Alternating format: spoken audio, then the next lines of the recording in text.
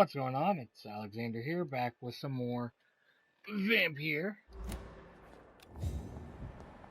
Before we talk to anyone else, I want to follow up on that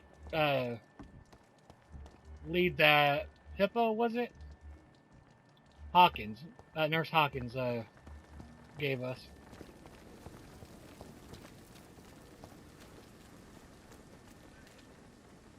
Good evening, Milton. Good evening, Doctor. Still trying to save lives?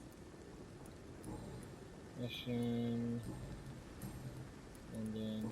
Why do you have such a mediocre reputation among your colleagues, Milton? Fuck them. Nobody knows the horrors I've seen since working here. This city was sick long before the epidemic, Dr. Reed. I know it's a difficult task, but correct me if I'm wrong. Is this not the job you are paid to do? I've seen babies left to die while their brothers were properly fed.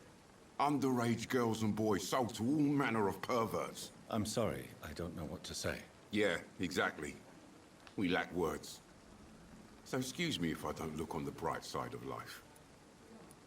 Fair. Goodbye, Milton.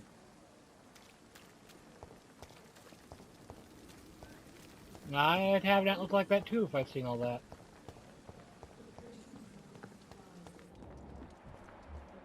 Okay, now let's continue talking to the patients.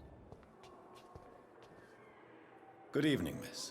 I'm Dr. Reed, the new surgeon at the Pembroke Hospital. And who are you? Your name has no meaning to me, mortal. You're nothing but dust blown by the winds of eternity. I beg your pardon? What are you begging for, mortal? My clemency? Well, tonight maybe I'm inclined to mercy. You'll never forget the night you met THELMA HOWCROFT. You keep calling me mortal. Why is that? And if I'm mortal, what are you? Well, Dr. Reed, if you must know, I'm a vampire. And why do you believe you're a vampire? I don't need to believe anything. It is what I am. It is what I feel within this hollow shell of flesh. Please, describe to me how you feel. What is it like to be a vampire? I can hear my body crumble from the inside as my flesh cracks and fades. I sense the last pulse of postulant blood within my drying veins. I need new blood. I see. Have you ever heard of Cotard syndrome, Miss HOWCROFT? Never. It's a mental illness discovered by a French neurologist named Jules Cotard. The affected patients are delusional. They believe that they are putrefying, that they are dead, a ghost or a ghoul, or in your case, a vampire. Delusional, you say? Oh, sad and petty mortal. You can't even begin to understand the concept of immortality. And you think it is I who am delusional. Yes. I'm assuming you must be a patient here. Am I right, Miss HOWCROFT? It's only a cover. To hide from my enemies. I can leave whenever I want. As a woman, a spirit, fog, or bat. Who are these enemies you mentioned? Can you describe them? I cannot say for sure. But I sense their eyes on me from nearby. I feel them watching me every time I visit the garden near the morgue. The staff here are not your enemy. They're here to help you, those, to care for you. I'm not speaking of the doctors in white. I'm speaking of the men and women who hunt me. For I am a vampire. I see. Don't worry. These people will not find you here. I'll personally make sure they leave you alone. Thank you, mortal. But do not interfere with them, for you are no match for those that hunt me. Sure. Who are you really, Miss HOWCROFT? I mean, apart from being a vampire. Is that not enough for you, puny mortal? What do you require? Proof of my powers? I'm curious to know who you were before becoming a vampire. No, it was such a long time ago, I don't remember. Centuries of unholy life can have strange effects on one's minds, you see? I'll leave you, Mistress of the Dark, to your nocturnal activities. Time has lost its effect on me, but the suffering continues. Good evening, sir. Can I help you? Unless you're here to fix my face. No. I don't think you can help me. I'm Dr. Reed. I've recently taken the position of head surgeon here. War injuries, am I right? You guessed right, Doctor. German shell took my pretty little mug right off. But they still call me Thomas Elwood. How is your stay with us, Mr. Elwood? Oh, it's bliss. I just escaped death in the trenches to be surrounded again by the moans of the dying. Can I ask you precisely why you're a patient here? It's the pain, sir. The drugs don't work. It just hurts under the scars, if you get my drift. Can I do anything for your pain? Nurses gave me a bunch of pills. No effect. Told you. It's like the flames are under my skin, burning away. Who is treating you? Is someone in particular looking after your case? Nobody since the old and tired doctor spoke to me. Started to think I was forgotten about. Wouldn't blame you. You don't seem worried by that. My face hurts so much more when I smile or cry. I've learned it's easier not to speak. But be assured I'm smiling inside.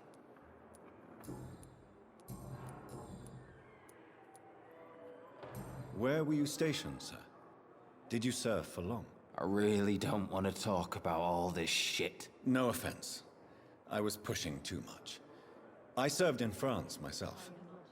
I just wanted to know what happened to you. You were an officer, weren't you? Then I doubt we fought the same war, sir. No offense. How close are you to Miss HOWCROFT? Are you aware that she thinks she is a vampire? To wait for her next nibble is the best reason to stay here. Every time she approaches my bed, she treats me like something tasty. A normal person. Aren't you afraid? She may hurt you if the game goes too far. She's quite harmless, I can assure you. Her head's broken inside is all. While I'm busted on the outside. But she's still beautiful. Living proof that there's hope for me. So do you let her bite you? You know that's not sanitary. And why not? She's only supping a few drops of me blood. And the pain, it's real for once. She could decide to bite less willing patients. Then it's another good reason for me to stay here, Doctor. You do realize she's mentally disturbed. It's called the Cotard syndrome. She truly believes she's a vampire. In her madness, she never refers to my scars. And frankly, if I could, I'd join her world. It seems much more fun than the real one.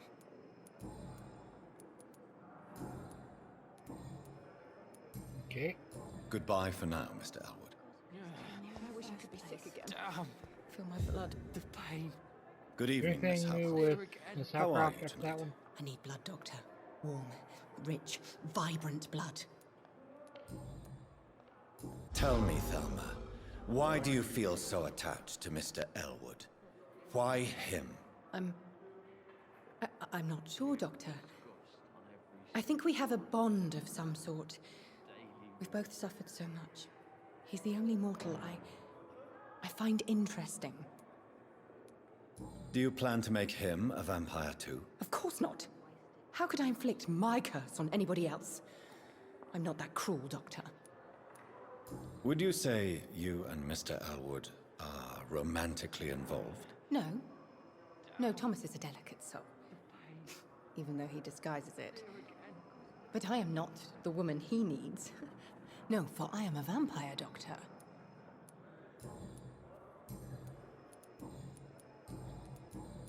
Anything? Nope. I'll leave you, Mistress of the Dark, to your nocturnal activities. I wish I could be sick again. So many We can help both of them. I definitely want to try. A lot of my own life. We haven't talked this. Good evening, Nurse Hawkins. Good we have. evening, Dr. Reed. Why'd you give me an unknown? Goodbye, Nurse Hawkins.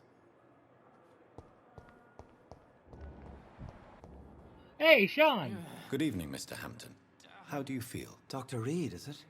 Oh, sir, I must apologize for my behavior. What do you mean? I was not myself in the factory. Fear and exhaustion made me say awful things to you, I'm afraid. You remained perfectly nice and polite. A little delirious, perhaps? But who wouldn't be after enduring an abduction? Thank you, Doctor. That's a relief. Now all I need to do is rest and return to my flock. How did you end up in William Bishop's den? I had received alarming news about his recent behavior. I went to his place and he refused to let me go. Why did he abduct you? William was an alcoholic. His addiction suddenly changed to blood. I don't know why. Just like a patient I met here. This Miss HOWCROFT.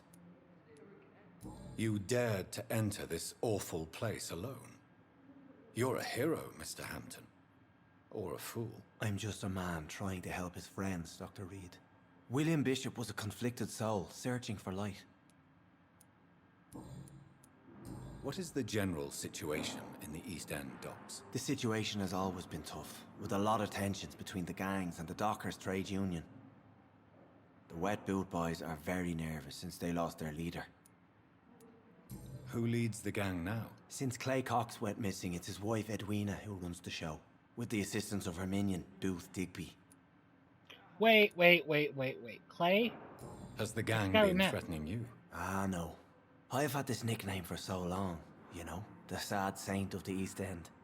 No one dares to bug a saint, not even criminals. Do you know Tom Watts, the bartender from the Turtle? I met him before I found you in the canning factory. Tom? Yes, of course. Always the helping hand, good old Tom. Without men like him, corruption and despair would have wiped out the East End long ago. People are still in despair. How could it be otherwise? The authorities have left us all to rot in this contagious nightmare. No drugs, no advice, nothing. It's a damn shame. Who should I avoid in this part of town, then? Any particularly evil figures? Not really. Most men and women are just doing their best. And it's not my habit to speak ill of people I know, Doctor.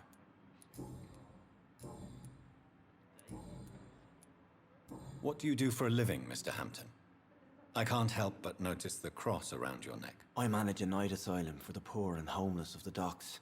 And I try to guide the lost and hesitant on the right path to our Lord. Are you a priest, Mr. Hampton? A deacon, maybe? Not at all, Doctor. I'm just a man of faith willing to preach the good word. Why didn't you use your cross against William Bishop? To repel him somehow? That's a very strange question, Doctor. A cross is no magical token, if that's what you were trying to say. Not mine, anyway. How do you feel, Mr. Hampton? Medically speaking, I mean. I feel exhausted. Beyond exhaustion, actually. William drank so much of my blood in his madness. I feel empty. You're in good hands here. Dr. Swansea is well versed in blood transfusion, and I'm sure he'll take the best care of you. Thank you, sir. I believe all I need is rest. And then I can go back to the people who need me. Have you made friends since you arrived? Not really. But I recognize Miss Harriet Jones. I knew her when she lived by the docks. That poor woman had such a miserable life. You never came to see her here at Pembroke? Receiving visits when sick can be an important part of the healing process, you know. We're not just bodies. You're preaching to the converted now, Doctor. To be truly honest, I thought she was dead. She left the docks many months ago. Goodbye, Mr. Hampton. We'll talk again later. Alright. But the suffering continues. I cannot enter. Go over there. Disguised as a hospital.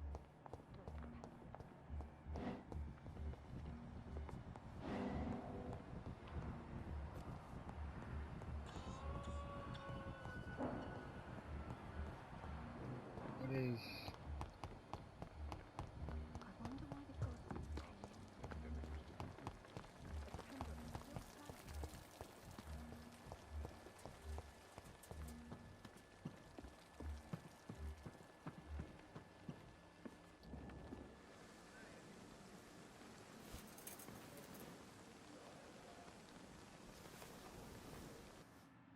How can I be sure I'll not find your unconscious body in the house again? promise you, you'll not find my unconscious body. For God's sake, how can you say such a thing? How can you refuse to listen? I tried to warn you for so long. No, I won't let my only son die. You promised me you'll stay alive. Your son lied to you, like the whole world lies to us.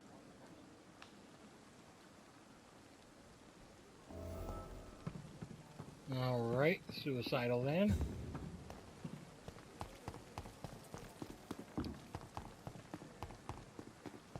And yeah, we are going to be talking to literally everybody.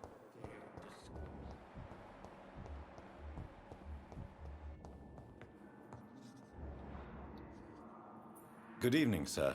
I'm Dr. Reed. I believe we're going to be colleagues. Reed? Yes, I've been informed about your arrival. I'm Waverley ACKROYD. Welcome aboard, I suppose. Does my arrival inconvenience you in some way, Dr. Ackroyd? Let us just say that I don't particularly share Dr. Swansea's enthusiasm for hiring you. What we need here are reliable professionals, not overrated dabblers. If you have a problem with me, Dr. Ackroyd, please feel free to tell me. Dr. Swansea has imposed your presence on this hospital without asking anyone's advice. The benefit of his position.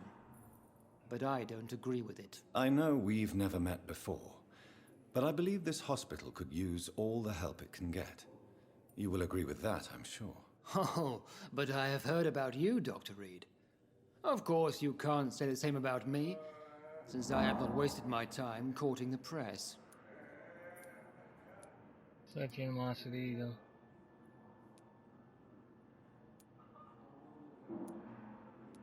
There is no need for such animosity between us. Don't you think the epidemic is already enough to deal with? That is one point we could agree on. And that is precisely why I want to be sure that you will be of help to this hospital instead of a burden. Since your tenure in this hospital is longer than mine, perhaps you can tell me more about this place. Let's just say I'm tired of the carelessness around me. I have always respected the skills of Dr. Swansea, but over time his enthusiasm has become displaced. Carelessness? Exactly what are you talking about? We're here to save lives. The people who trust us are not volunteering for experimentation. They're here to be healed. I don't intend to run any radical experiments, Doctor. Even if I, as any good practitioner should, express an interest in pushing the boundaries of medical research. Modern medical methods were created through audacity and ego. But there are rules in our line of work, and they're here to protect our patients. I don't know what you've heard about me, but I have already proved my value as a practitioner. I don't question your skills, Dr. Reed, but your motive. Is it money, fame, or are you truly dedicated? And what exactly is that supposed to mean? I served in the war just like you. But unlike you, I did not use the wounded to play the modern sorcerer. Be careful what you insinuate, Dr. Ackroyd. I only want you to admit you used those men to improve your theories.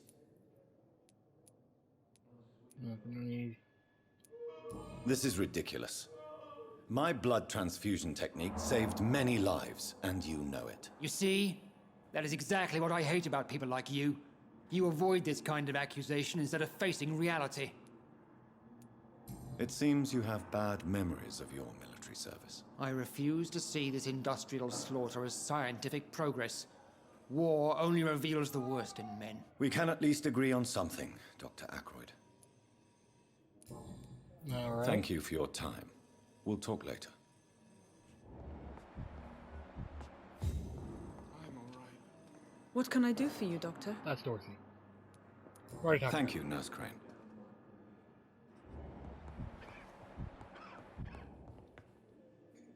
Good evening, sir.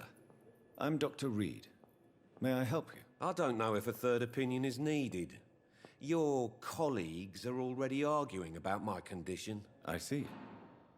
Would you mind telling me more about your situation? I'm Harvey FIDDICK. All I want is to get me bloody arm fixed properly. Are you satisfied with your treatment here? Well, it's clear that I've chosen a bad time to be injured.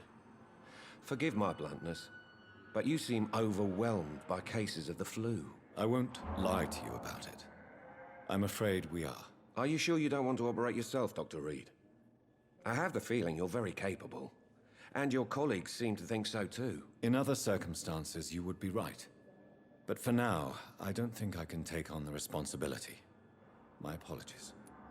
Alright, I'm actually on this here. Thank y'all for watching. I'll see you in the next one, where we continue checking everything here.